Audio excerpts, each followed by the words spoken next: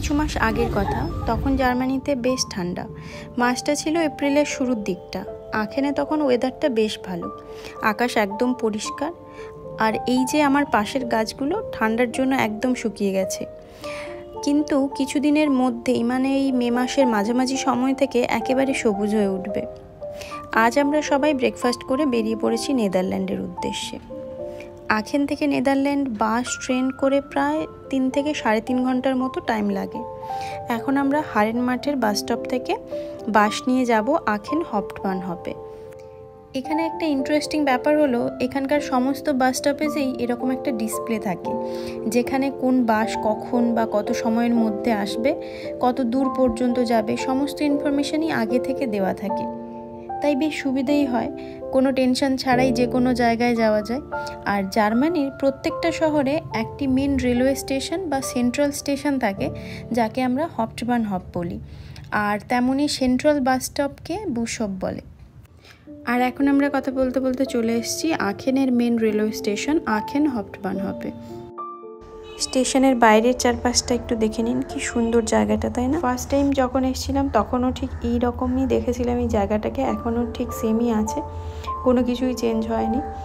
তো আসুন ভেতরে যাওয়া যায়।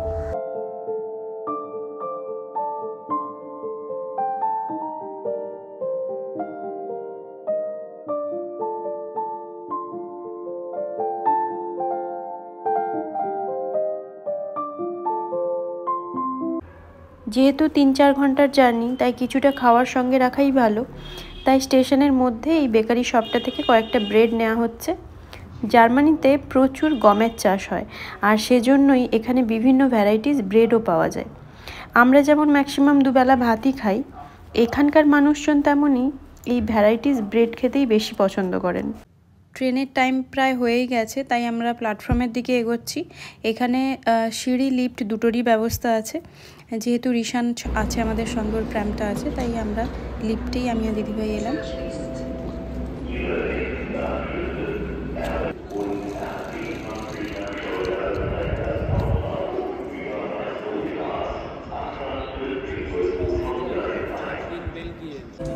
জার্মানিতে বিভিন্ন ধরনের লং ডিস্টেন্স এবং হাই স্পিড ট্রেন দেখা যায়, আর সমস্ত ট্রেনই প্রায় এখানে দোতলা ট্রেন। যেমন এই সামনের হোয়াইট কালারের ট্রেন, এটাও একটা হাই স্পিড ইন্টারসিটি এক্সপ্রেস, একে এখানে আইসিএ ট্রেন বলে। এই ট্রেনগুলোর স্পিড প্রায় ঘন্টায় 300 কিলোমিটারেরও উপরে হয়। আবার এখানে রিজিওনাল বা লোকাল ট্রেনও থাকে, যেমন এই রেড কালারের ট্রেনটা ডিবি বা ডয়েস বান ট্রেন। রিজিওনাল বান বা আরই ট্রেনও থাকে, বিভিন্ন নাম্বারের হয়। তো আমরা আজকে যে ট্রেনে যাব সেটা হলো এই ট্রেনটা আরই 18। এখন চলে এসেছি ট্রেনের মধ্যে, আর আমরা নিচেই বসবো। দোতলা হলেও ওপরে যাচ্ছি না, কারণ স্ট্রলারটা সঙ্গে আছে আমাদের। তবে ট্রেনটার ভেতরটা আমি একবার দেখিয়ে দিচ্ছি।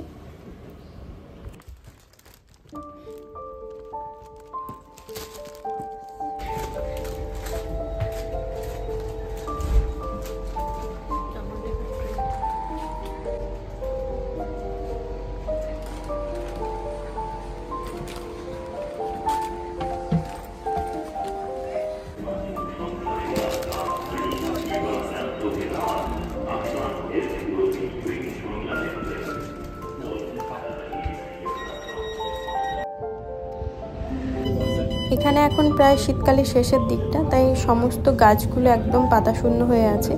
কিন্তু কিছুদিনের মধ্যেই এই দৃশ্যটা একদম চেঞ্জ হয়ে যাবে, সমস্ত গাছগুলো একদম সবুজ সবুজ পাতায় ভরে উঠবে। তখন দৃশ্যটা একেবারেই আলাদা দেখায়।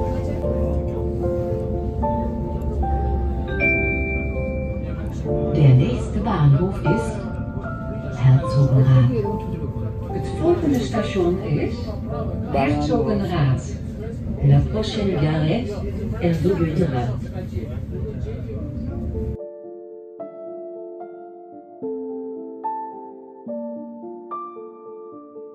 এখানকার ঘরবাড়িগুলোর বৈশিষ্ট্যই এটা, সমস্ত ঘরবাড়িগুলোই দেখুন একই রঙের, একই রকম দেখতে, সেম হাইটে, সব একই রকম, বেশ সুন্দর লাগে, একদম ছবির মতোই। কথা বলতে বলতে এমন একটা স্টেশনে চলে এসেছি যেটা লাস্ট স্টেশন একদম জার্মানির। বর্ডারের আগে, মানে জার্মানি আর নেদারল্যান্ডের বর্ডারের আগে এই স্টেশনটাই। এরপর থেকে নেদারল্যান্ডের বর্ডার, মানে এখান থেকে নেদারল্যান্ড শুরু হচ্ছে বলা যায়।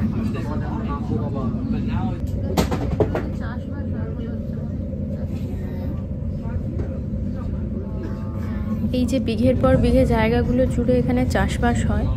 মূলত এখানে গম, ভুট্টা, সূর্যমুখীর চাষ, এইগুলো, আলু, এই সমস্ত চাষগুলো এখানে বেশি হয়। আর এই সময়টাতে এখনও চাষবাস কিছু কিছু জায়গায় শুরু হয়েছে, কিছু কিছু জায়গায় হয়নি এখনও, কিন্তু আর কিছু দিনের মধ্যে সব জায়গাগুলোতে একদম চাষবাস শুরু হয়ে যাবে।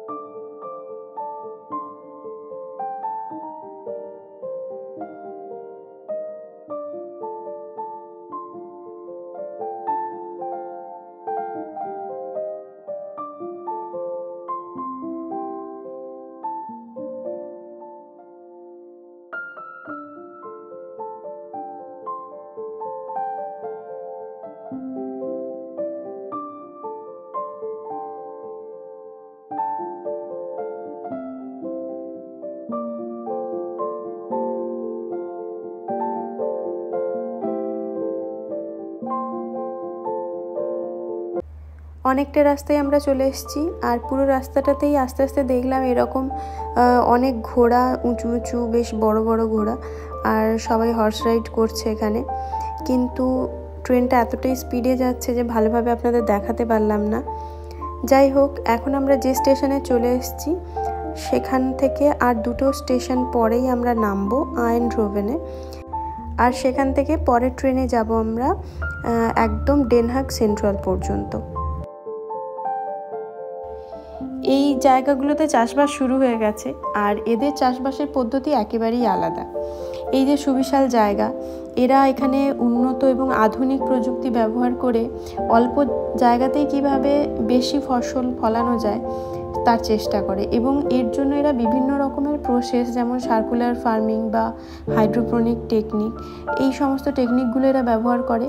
আর যে কারণেই এই নেদারল্যান্ড ওয়ার্ল্ডের সেকেন্ড লার্জেস্ট এগ্রিকালচারাল এক্সপোর্টার বলা হয় একে, মানে ইউএসের পরেই এদের স্থান। এছাড়াও নেদারল্যান্ডের প্রাকৃতিক সৌন্দর্য একেবারেই মনোমুগ্ধকর। মানে যদিও দেশটি আয়তনে অনেকটাই ছোট, তবু এর প্রাকৃতিক সৌন্দর্য, এখানকার গ্রামাঞ্চল, সমভূমি, আর স্পেশালি এই দূরে দূরে দেখতে পাওয়া যাচ্ছে যে উইন্ড মিলগুলো, এছাড়াও টিউলিপ ফুলের ক্ষেত চারিদিকে আছে।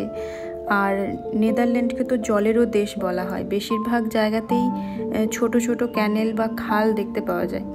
বেশিরভাগ ক্ষেত্রে এটা আমস্টারডাম বা রোটারডাম, লাইডেন, এই সমস্ত জায়গাগুলোতে দেখা যায়। তো আমরা যে রাস্তাটা দিয়ে যাচ্ছি সেই রাস্তাতেও এরকম ছোট ছোট অনেক ক্যানেলই দেখতে পাচ্ছি, আর এই ক্যানেলগুলো দেখতেও যেমন সুন্দর, আর এগুলো চাষের কাজে, জলসেচের কাজে ব্যবহার করা হয় মেনলি। আর এই যে দূরে দেখা যাচ্ছে এটা কিন্তু আঙুরের ক্ষেত। এই বিশাল জায়গা জুড়ে আঙুরের ক্ষেত, গাছগুলো এখনো বড় হয়নি, সেই জন্য প্রমিনেন্ট বোঝা যাচ্ছে না। এছাড়াও বিভিন্ন ধরনের চাষবাসের কাজ অলরেডি শুরু হয়ে গেছে, যেহেতু শীতের শেষটা এই সময় থেকেই শুরু হয়ে যায়। আর আমরা কথা বলতে বলতে এখন অনেকটা রাস্তায় পেরিয়ে এসেছি, আর কিছু সময়ের মধ্যে পৌঁছে যাবো আমরা ডেনহাগ সেন্ট্রালে। আর এই সামনের দৃশ্যগুলো কি অপূর্ব, তাই না?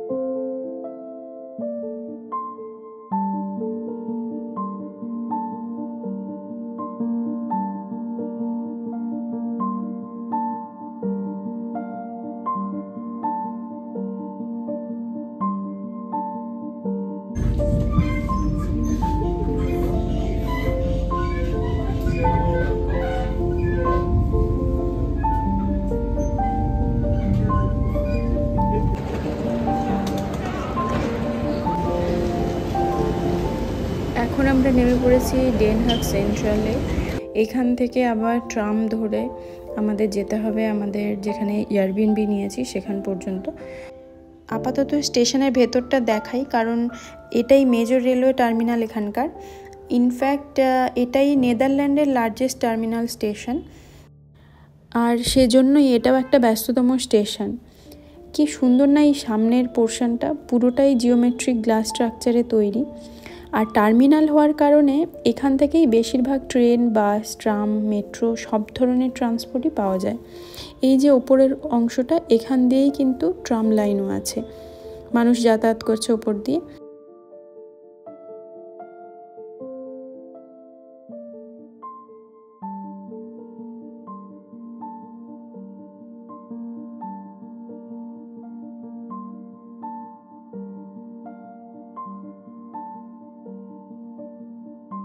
আর এই যে দেখা যাচ্ছে রুফটাতে অদ্ভুত সুন্দর একটা ইউনিক গ্লাস স্ট্রাকচার। জানি না ক্যামেরাতে কতটা প্রমিনেন্ট আসছে, তবে অরিজিনালি খুব সুন্দর। পুরো স্টেশনটাতেই মডার্ন ডিজাইনের গ্লাস স্ট্রাকচার করা, আর এই গ্লাস স্ট্রাকচারের জন্যই পুরো স্টেশনটা উজ্জ্বল হয়ে উঠেছে।